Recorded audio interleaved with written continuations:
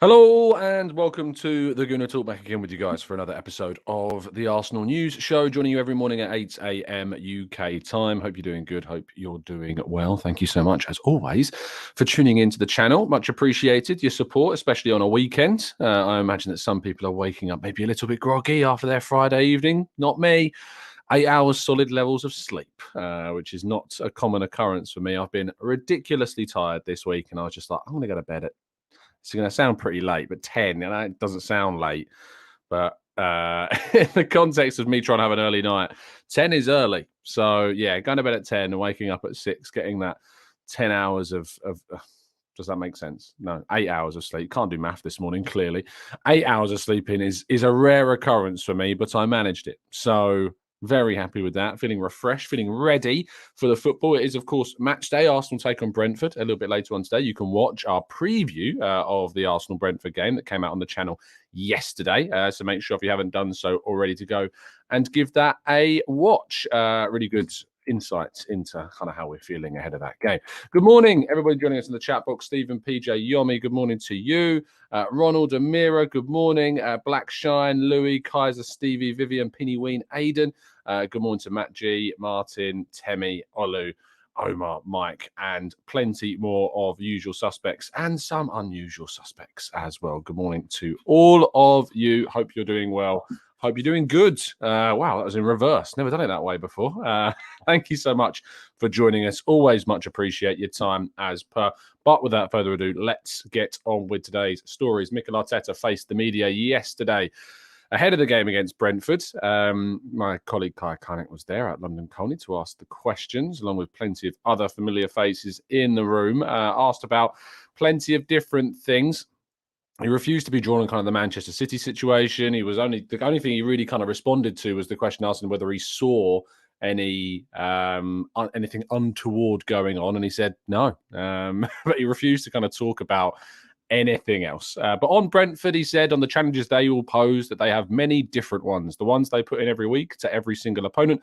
The level or where they are sitting in the table doesn't matter. They are extremely efficient at what they do with a very clear way of playing and generating advantages, overloads and sequences of play. They do what they want and that they will be in the game tomorrow and will need to be at our best in every single phase because they can create issues from anywhere on the field. He was also asked about the reaction to the game against Everton. He said that it's been really positive. We sat together, discussed the game and what happened. The opponent played their part, and you have to congratulate Everton on what they did on the day. It's true that there were many things we didn't do like in other games, and that's the reason you lose football matches. There's always an opportunity to bounce back, show the character that we have and how much we want what we are fighting for, which we all know is, of course, the league. Now, he also was asked about the situations around certain players. He says the ones that were long-term, Emile, Reiss, Gabriel, Jesus, they are closer and they've started to do some activities and have been outside, but they are not ready to be considered yet. He was asked about Smith Rowe being ready for Brentford, but he said not this weekend. Smith Rowe, however, did indeed train ahead of the weekend, which is obviously a really positive thing. Hopefully we'll be back as soon as possible. I doubt he'll be ready for the Man City game. Maybe he'll be there on the bench. I very much doubt it. But perhaps he'll be involved in some way, shape or form. But he is outside, he is working with the ball, and maybe he'll be back for the game against Aston Villa. Now, Pep Guardiola has also been doing his press conferences as well. Of course, his first reaction to the major Man City controversy that's going on at the moment. And he took the opportunity to talk about Arsenal amongst other clubs. He said, just in case we are not innocent, we will accept what the judge, the Premier League, decides. But what happens if in the same situation that UEFA happened, we are innocent? What happens to restore our payback, our damage? I'd just like to point out that I'm pretty sure they weren't innocent. Did they not get fined? I mean, you guys will maybe know better than me, but I'm pretty sure the CAS still fined them, or they were still fined through the different processes. I don't know if it was a CAS, but certainly they were fined. So I don't really get how they could describe themselves as innocent, because I'm pretty sure they got fined. Anyway, he continues, because the damage is now for 1 decade, 8, 9, 10, 1 week later, UEFA make a statement against us. 9 teams, Burnley, Wolves, Leicester, Newcastle, Spurs, Arsenal, Manchester United, Liverpool, Chelsea. Clearly, remembers all of them. They write a letter wanting us out of the Champions League. They wanted that position. Like Julius Caesar, they are not in this world. They are not enemies or friends, just interests. They wanted to put it out to take that position that we won on the pitch, take it in our position. Yeah, losing it a little bit. Really, really strange comments from Pep Guardiola. I hope whatever the outcome is, that it's the right one in this whole chaotic scenario, because it needs to be. It needs to be the right scenario. It needs to be the right outcome of this. And hopefully, if there is any wrongdoing, that is found out and they are proven guilty of that. If there isn't any wrongdoing, then I hope they're acquitted of it. But I just hope that the right outcome comes forward. But he has been very, very headstrong in this. Very headstrong indeed. Fabrizio Romano has confirmed Arsenal's interest in Ansu Fati. Arsenal are a number of teams that have inquired to Barcelona and the agents of Ansu Fati, who is represented by Jorge Mendes, who, of course, Arsenal have had plenty of dealings with in the last few years about the availability of the player, whether or not he would be able to be bought in the summer. He has a long-term contract in the late 2020s, so he wouldn't be cheap. It's not like he's coming down to the final year or something of his deal. He's got plenty of years left on his deal at Barcelona. But Arsenal are said to be one of the teams that have an interest in the player, and if indeed he is available to be bought, they might be ready to enter the table for him. He's, however, still, as I say, when we talked about Ansu Fati before, more so of a left-sided player, and we've got a number of players there. It's more the right-hand side that Arsenal need that cover for, and I'm not sure that Ansu Fati is indeed that player. Now, a headline story of the day, beyond everything else that we've already discussed, is that AC Milan have revived their interest in Folarin Balogun. The Italian side have an interest in trying to sign the current Reiss striker, who is now on loan from Arsenal in France, and the top scorer in Liga. AC Milan are said to have an interest in the player. We knew that Inter Milan also had an interest in the player too, but AC Milan are the team that are looking potentially to try and sign him. We know they've got a number of forwards in their side right now. I think Divock Origi actually moved over there, but they've got Olivier Giroud.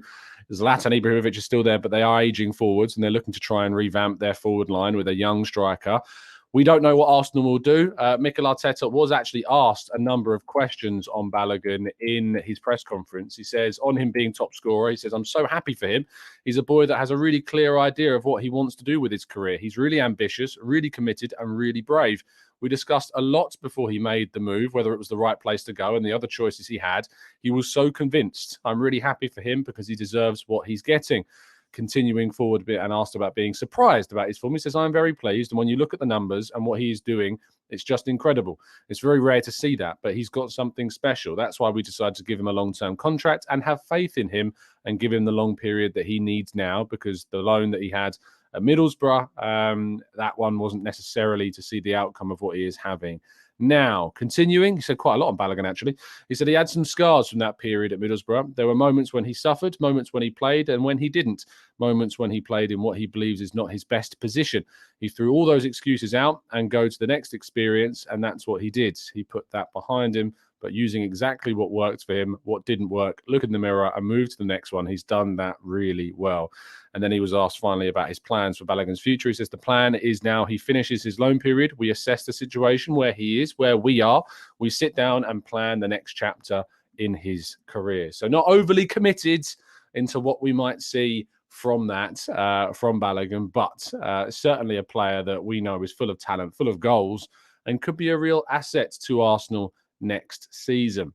Now, if you want to add a serious asset to your arsenal of tools to be able to protect yourself while you are indeed online and add that safety and security that you need, then you need to be using NordVPN, of course. By going to nordvpn.com/Gooner, you can get yourselves on a serious network that will provide you with that security to keeping the peeping Todd Bowleys away.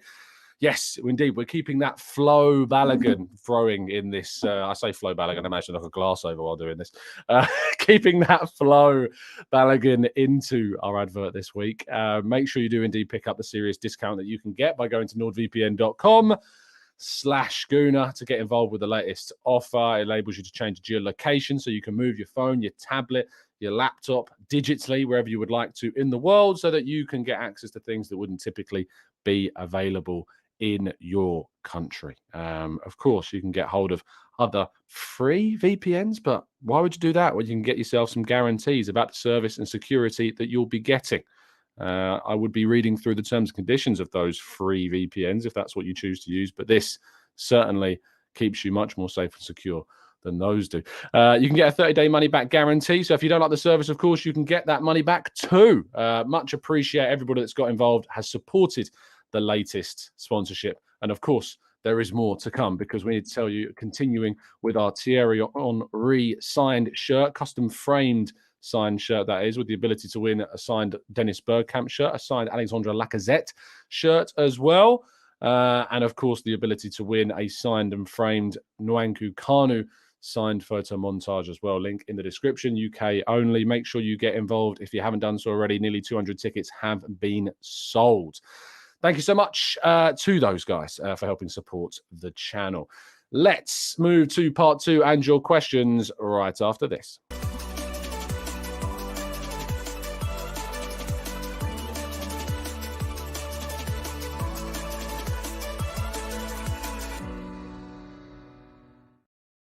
Okay, let's move into part 2 and go through some of your questions then. Chris, thank you so much. Much appreciate the kind words. Always. Let's go to Penuine. It says, I can't do that question in part 2. Sorry, mate. Let's go to 8mm Spikes. It says, hi, Tom. Outside the reported suspects, Reiss and Caicedo, etc., who would you want to be the club to explore the signing in the summer outside of the usual suspects? I mean, I kind of like the usual suspects, unfortunately. So, yeah, a frustration because I can't really come up with names outside of Reiss and Caicedo because they are the two that I want. If you're telling me we can't get them, who would I want? Oh, it's a tough one because they're different positions, aren't they? So if you're looking to bring in Caicedo and Reiss, they can play together. They can play instead of one another in 6 or 8. I think they're versatile enough to play in those positions. I really like Mikel Moreno at Real Sociedad. I think he's an experienced option that would do good at Arsenal, would do very, very well indeed.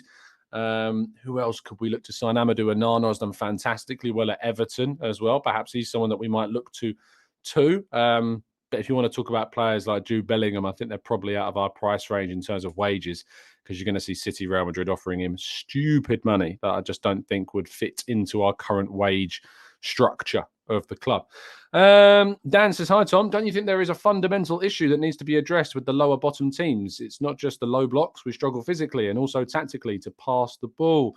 I mean, Everton are the only team we've lost to in the bottom half of the table. I'm pretty sure I'm right in saying in the league. So I'm not necessarily sure there is a fundamental issue, considering the fact that we've been able to beat all of them bar Southampton and Everton. So no, I don't necessarily think so, Dan. I think that we've been able to do really, really well against the lower teams in the league so far this season. Scored 4 goals against Leicester, scored 5 goals against Nottingham Forest. I'm trying to think who else scored 3 goals against Bournemouth. So, no, I don't think there's a fundamental issue, Dan, to be honest, at all. I think we just played against a very good Everton side that were on the back of a managerial boost and bump from their change of manager. So, no, I don't think there is a fundamental issue. And physically, we've been really, really good this season. Lucas says, what do you think of Fati and would you like to see him at the Emirates? If so, what's the highest fee that you'd pay? I don't think I'd go over 50, and I think it would cost around that amount to get someone of that quality in, that potential. People will say, what quality? He's been injured loads, and, you know, he's not necessarily convinced he's coming back from injury. In the right situation, and I think with Mikel Arteta's coaching and guidance, you could see the revival of a player like Ansu Fati, who has done amazingly well when he first burst onto the scene as a 17-year-old, I think he was, when he first kind of jumped onto the scene in 2019, around that period. So I don't see why Arsenal and Arteta couldn't revive the career of a player who's got an amazing level of talent. But I wouldn't be going over the 50s to try and get him. And whether or not they would even sell him for that is a big question as well. Let's go to Andy. Says, do you believe the links with Fati? Do you think they're genuine when all of our strikers will be the likes of Jesus, Eddie and Flo? It's worth remembering that Fati is more so a wide player than a striker. So yes, I do think they're genuine. Yes, I have no reason to believe that we wouldn't have inquired about a very exciting young player. But whether or not it actually happens in the future is another question entirely. Gigi says, would you swap Folarin Balogun for Victor Osimhen? Yeah, of course. Osimhen has been fantastic. He's an established forward, with that experience playing at the top level. Balogun right now is doing really, really well, but there's so much more evidence to suggest that Osimhen is the better player right now. So yes, of course I would. Simon says, when will the Premier League admit that 3 p.m. kickoffs should be televised, as it doesn't actually affect ticket sales? Is there any evidence, Simon, to support that? If there is, then please do let me know. But the reason why we have that 3 p.m. kickoff, for those that don't know, is to encourage people to go see their local teams play around the country. If there was 3 p.m. kickoffs of Premier League games, it would discourage people from attending their local teams and supporting them, is the theory. I don't know, but you have to let me know of any evidence that there is to back what you're saying there, Simon. But I've personally not seen anything to suggest that the Premier League games not being televised doesn't help the 3 p.m. kickoffs lower down the league table, because we don't know what it would have been like if it wasn't the case. Ronald says, Tom, with Reiss being our top centre mid choice, who would you choose as our second? Would it be Caicedo, or would it be Zubimendi, Sega, Milinkovic-Savic, Tielemans, or Onana? With a varied level of prices that we ultimately don't know how much they would cost. I think Caicedo would be the obvious one. Premier League experience, of course. Onana follows soon after that. Zubimendi then after that, just because of the Premier League experience, not as well there, and would create some level of transition to be needed. But Tielemans has kind of fallen off a little bit of my radar.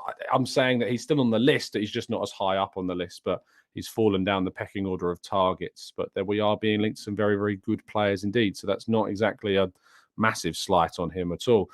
Byron says, Tom, won't teams use the Everton blueprint to defend against us? Double up on the wings and man mark and get Odegaard out of the game? Probably.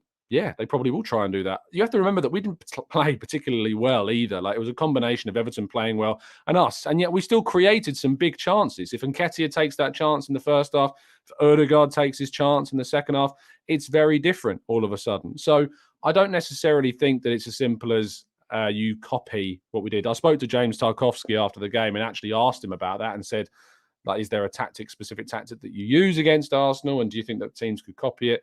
And he kind of deflected away to say that today was about Everton and that Arsenal are a really good team. A very media-trained answer, as you come to expect. But I think that teams would try to copy it, yes. But we need to find our own ways of being more better, more varied, but also to perform at a higher level, because we didn't do certain things that we've done this season.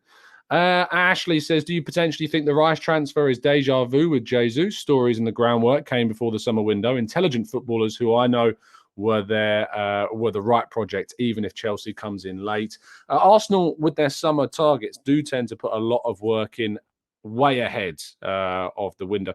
That's why there's a bit of a misconception about the Dusan Vlahovic deal and the fact that people think that we didn't get him, so we went for Jesus. It's not the case. We were actually negotiating with Jesus in the November before the January window, where we all had the Vlahovic situation. It's all worth noting that we didn't ever put in a bid for Vlahovic either. We tried to have discussions with the club and the player, but could never kind of break through. Jesus wasn't available in January, of course, so we moved for him in the summer. But there was always discussions going on with Jesus well ahead of the summer window, and that enabled us to be able to get our main priority striker target in that window. Francois says, Tom, in the past, teams in Europe went to very remote corners of the world where they discovered gems like George Weah and Jemba. Why aren't they doing the same now? I think they probably are. I think there's obviously also issues with work permits. Africa in particular, it's very difficult to sign players from Africa because of the work permit situation. That's why you often see teams like Red Bull Salzburg, who have a very good scouting structure in Africa. They snap up a lot of young talent from Africa and then sell them on for big money. Naby Keita, Sadio Mane, Enoch Mwepu. There's other ones as well. Patson Daka. So they've been able to do that really, really well. But Amadou Haidara is another one as well. But what they haven't, what we aren't able to do in the UK is do that in the same way because of work permits, and that's the reason as to why we can't, unfortunately, do it. Realistic Gooner says, Tom, would you be able to do a breakdown on what our fair play spend could be from this summer? Could you do a suggestion around that? It's very different. My financial background is not strong enough. I mean, I could obviously try and reach out to some people that might know better than me, but it's very difficult because the information is not exactly the most accessible accurately, and I'd rather report on it accurately So let's hope and wait and see if we get any kind of clarification on Arsenal's position, because we heard that, I think it was the Times suggested that we were one of the teams that are being looked at maybe because of financial fair play, but nothing. We haven't heard anything extra from that in quite a while. Let's go to Dan says, hi Tom, do you see the right wing? Oh, Koja Dubry. Do you see him having a future at Arsenal with links to Moussa Diaby? If that Moussa Diaby link obviously resurfaces in the summer, who knows? But the club will obviously be pushing to try and include these young players as much as they can. It's really important to remember that the level of under-21s is so different to senior football. Like, so different. Mika Biereth, for instance, take him for example, was doing really well, scoring loads of goals in the 21s. Goes to Netherlands, plays with RKC Waalwijk, and is not necessarily like able to translate what he was doing at youth level into senior football. And that happens a lot. It's very rare that these players make it. I like seeing them given opportunities, don't get me wrong. And I think Koja Dubry could have been brought on against Everton, as a bit of an unknown quantity to create a little bit of chaos. But it's people do, I feel, lean a lot more on the youngsters than in reality you're ever going to see, because Saka's like 1 in a million, and Smith Rowe is, well, so Smith Rowe and Saka are 2 in a million, if you like. You don't see that consistency of development of youth prospects. You think of Man City, Phil Foden's like the only one that's come through, and they've invested a lot of money in the last decade into youth development and signing young players. It'd be interesting to see how many of Chelsea's young stars come through. They've had a team that, if you think about it, was winning the FA Youth Cup year after year after year. And we've seen Mason Mount, we've seen Reiss James come through, and we're hopeful. Well, I say hopefully, I don't particularly want to see Chelsea succeed, but they're spending a lot of money, so it'll be interesting to see how many. We'll see if Lewis Hall makes it. We'll see if Armando Broja eventually makes it there. But eventually, most of them move on. You can only have a certain number making it, otherwise you'd never sign players, if you know what I mean. Kabenga says, hi Tom, I think Pep's recent interview is arrogant. How do you claim innocence when you've got fined for an offence? Yeah, that's what I said earlier on. It's a bit of a strange one. Let's go to Vortex, who says, hi Tom, what are your thoughts on Gabriel Jesus' form and when he returns from his injury? It's going to take some time, you would think, but he is a very special player. You can't predict how he might return from his injury accurately, but I think we know that he's been able to respond when coming into different scenarios, like he did when he joined Arsenal, very well. But injuries are different. He suffered a big injury at Man City at the start of his career there, and he responded very well when he came back. So let's see if that is able to be repeated at Arsenal. We hope that it is, of course, because he's a massive, massive part of hopefully us getting to where we want to be, which is Premier League title winners. Rico Lewis is a great example, Delisa. Yes, so you've got Foden, and then only recently we've seen Rico Lewis come through. It's only these individual talents that actually make it amongst hundreds of youth prospects that go through youth academy systems. So difficult. So difficult to see these players come through. So the expectation of Amario Koja Dubry, Miles Lewis-Skelly, Ethan Nwaneri, Lino Souza, Raw Waters, Kido Taylor-Hart, Kyan Edwards. We've got so many young guys in that team that are notable and have made waves in the youth levels. But the reality is not many of them, if any, will eventually make it at Arsenal. That's the reality. And we can't have an expectation that they all will. So it's a very tough dog-eat-dog world in youth football, but it is what it is. You're right, Cole Palmer is a talent, but I'll be honest, Bradley, I don't necessarily see him making it. How old is Cole Palmer now? Cole Palmer, he's 20. By 20, Bukayo Saka's a year older than him. Bukayo Saka's been in the Arsenal first team for the last 3 seasons. And this is what I mean. And Nketiah is now 23 and he's only just getting into the team. If you stick at it, maybe you get a chance. But in reality, I just don't see Cole Palmer being an asset for Man City into long term. I might be wrong. Who knows? I might be wrong. But I don't see it. I don't see it. Bradley says he's not been given a chance. I wonder how many appearances Cole Palmer's actually had. It's a fair question to ask. Let's have a quick look. How many chances he's had, overall balance, how many minutes has he played? He's had 13 appearances in the Premier League. He's played 8 times in the Champions League, 6 times in the League Cup. Has he played in the FA Cup? Yep, twice. So, I mean, he's had chances. I mean, but if you think about it, when you're a young kid at a club like City, you've got to take those chances. You've got to take. If you don't take them, if you don't do what Bukayo Saka did in the first few opportunities he had, if you don't do what Emile Smith Rowe did in the first few chances he's had, then you don't get more chances. You don't convince them not to sign somebody else. It's as simple as that, you know. So you have to take the few opportunities he had. And Cole Palmer's still got, I think, from the looks of that, over 30, 40 appearances for Man City. And he's now 20. A decision's going to have to be made on his future. I don't know how long's left on his contract. Let's have a quick look. He's got 3 years left in the summer. He signed his last deal in 2021. So it'll be intriguing because I think, did Southampton bid? I feel like I had on the back of my mind, Southampton might have bid for Cole Palmer. But yeah, one to keep an eye on. But as I say, very rare that you see these types. And yeah, you're right. How many of those are starts? But again, if you're at that age, when you come off the bench, you have to take your chances. You have to take your chances. It's as simple as that. It's a cutthroat world, and there's no room for sympathy, unfortunately. You don't make it if you do. Hi, Coyote says, hi, Tom. We need to start cashing out on our players. Who do you see Arsenal moving on from this first team? Nketiah, Granit, Holding, Tierney, what do you think? I see Tierney probably moving on. Maitland-Niles, Nicola Pepe, Nuno Tavares, Sambi Lokonga.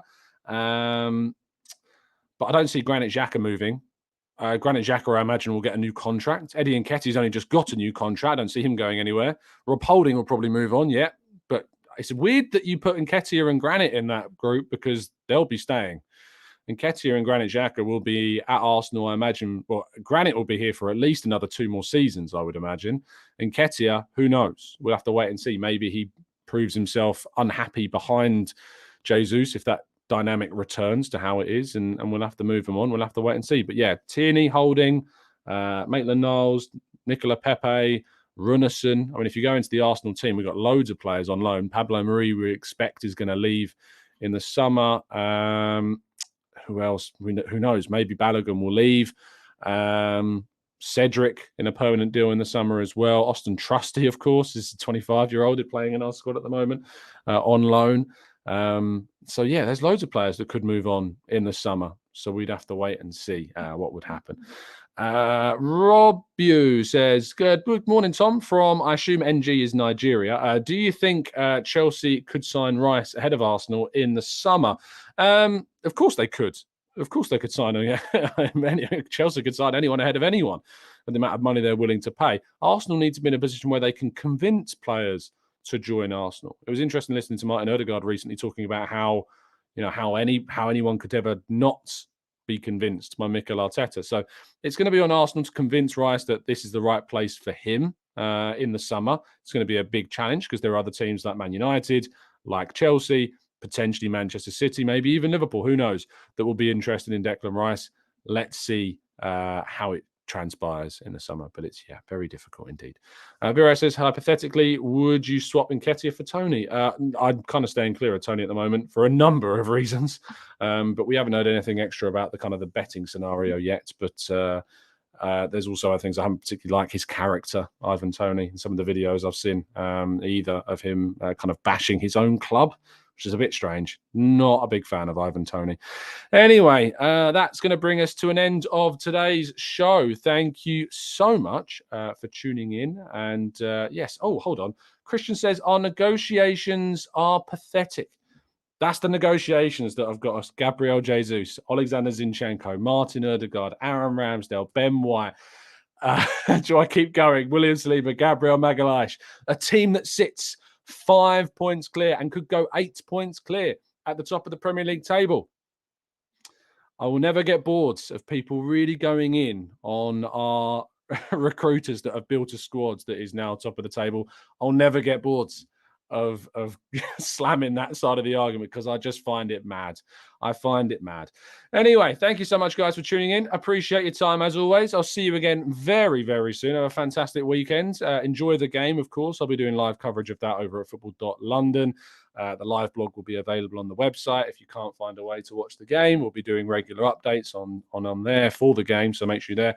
And we'll probably be doing a match reaction show as well afterwards on the Arsenal way. And, of course, I'll bring you a reaction to that game tomorrow morning at 8 a.m. Thank you so much for tuning in. Thank you for listening. And, as always, up the Arsenal.